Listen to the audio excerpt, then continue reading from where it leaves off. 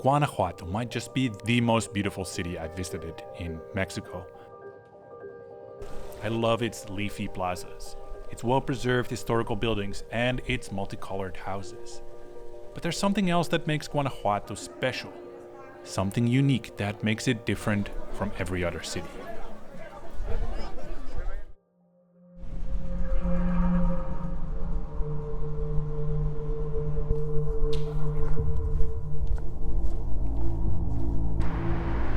The tunnels. The secret as to why Guanajuato is such a pleasant city to be in is that much of the traffic has been banished to these burrows beneath it. Underground passages for cars as well as pedestrians intersect the city, turning what could otherwise have been a traffic-choked nightmare into one of the most pleasant places in Mexico.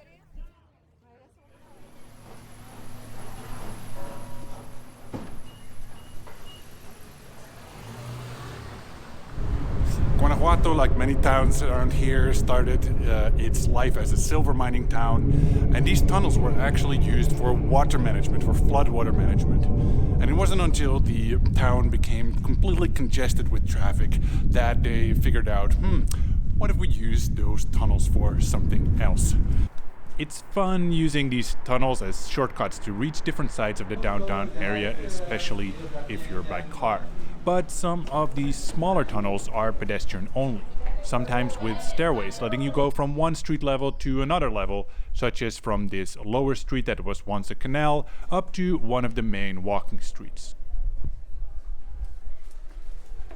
All these tunnels give the town a very interesting three-dimensionality, allow you to leave the overworld and go into a dungeon and pop out somewhere else. And besides the tunnels, there are also these little footbridges that cross different roads. It's all a bit entangled, and untangling it is a lot of fun. Besides having such a unique layout, Guanajuato is also just a gorgeous and colorful city. So a big part of its appeal is simply to enjoy the atmosphere. Since many of the streets are pedestrianized, it's really calm. And the air quality is noticeably good here. When I was in Tasco, another town, there the air quality was sometimes really bad because it had all these narrow streets with all these old cars going through it, and sometimes like, and that's fortunately not a problem in Guanajuato. So what are the things you can do in Guanajuato? Well, one of the first places I always like to check out are the local markets, and the one in Guanajuato is particularly interesting.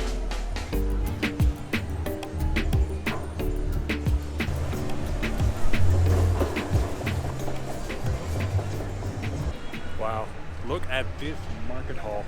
This is amazing.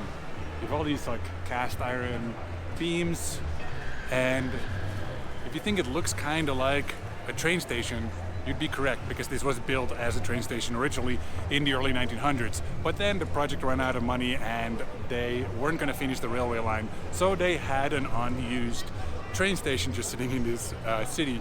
So they decided to turn it into market.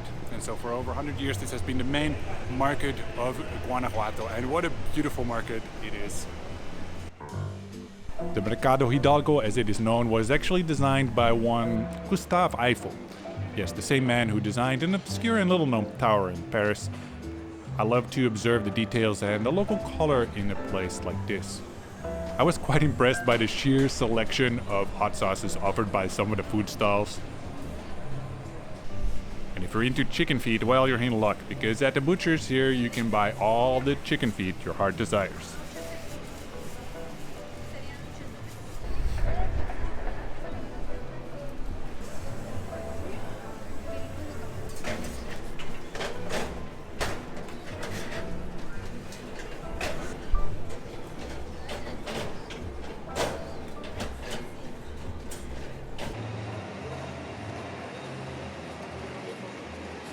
So here's a great example of those tunnels I mentioned. There's the market. Cars go underneath. Nice, neat and tidy. They should do this everywhere. Just get rid of the cars, put them underground where no one can see them. Much, much better. Since the city is squeezed inside a valley and built on several slopes, the streets are wonderfully windy and a joy to explore.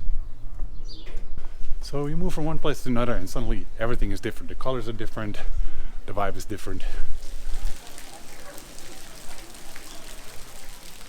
Here you see a lot of this kind of like ochre red, whereas in the previous city that I was, Morelia, all the houses had this kind of stone, beige kind of stone.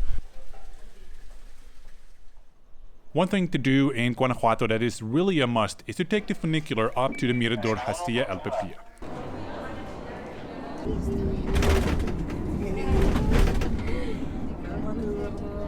This would normally take about a 10-minute drive on a road winding up the mountain, but by funicular it's just a quick trip to the top, revealing some amazing views of Guanajuato as you ascend.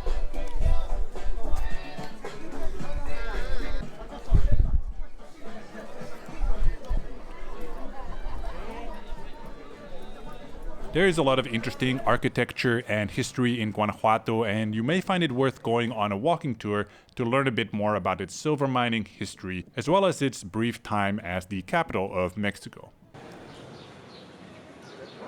There are also quite a number of interesting small museums in Guanajuato, such as this museum filled with Don Quixote-inspired art, as well as the childhood home of the famed Mexican artist Diego Rivera. But one of the more peculiar and somewhat morbid museums is definitely the Mummy Museum. Mummies, this way. Alright. I like how someone had to come up with an icon for mummies. And they came up with these extremely slender mummies.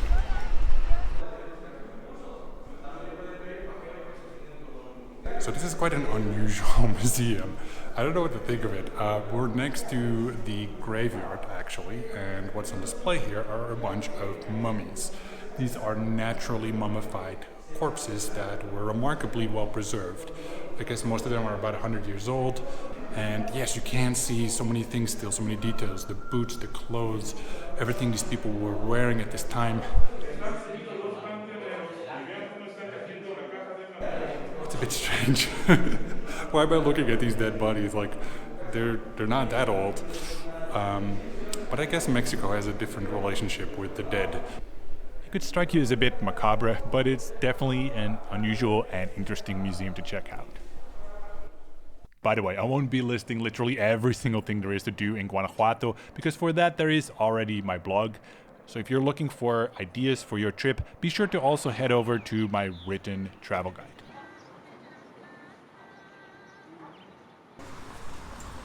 What I love about Guanajuato is that it really invites you to discover its details, like its small museums, its cozy, shaded plazas, and these small attractions. It has a real vibe that just makes it great to be there. That said, I also wanted to do something a bit more active, and I love to hike, which is why I decided to climb the mountain that overlooks the historic city. This is a really awesome hike that takes about 3 hours there and back. I decided to do it independently, and if you are a regular hiker and you know how to use apps like Maps.me, you can probably figure this trail out. We have ourselves a little gate.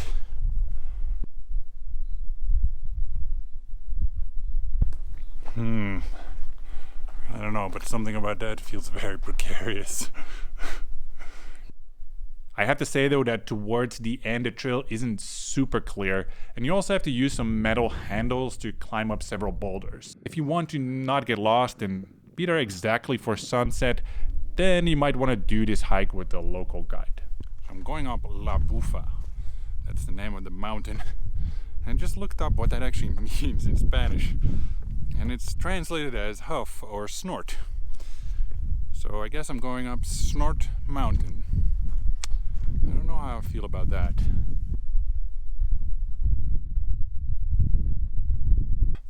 Almost at the top, I think.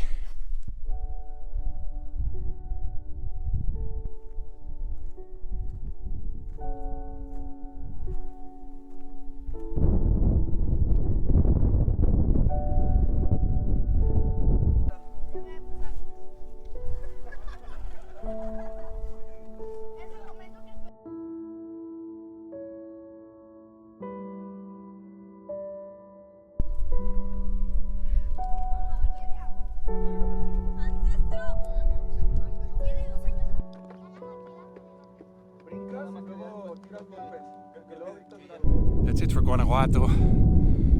I will go to another place tomorrow.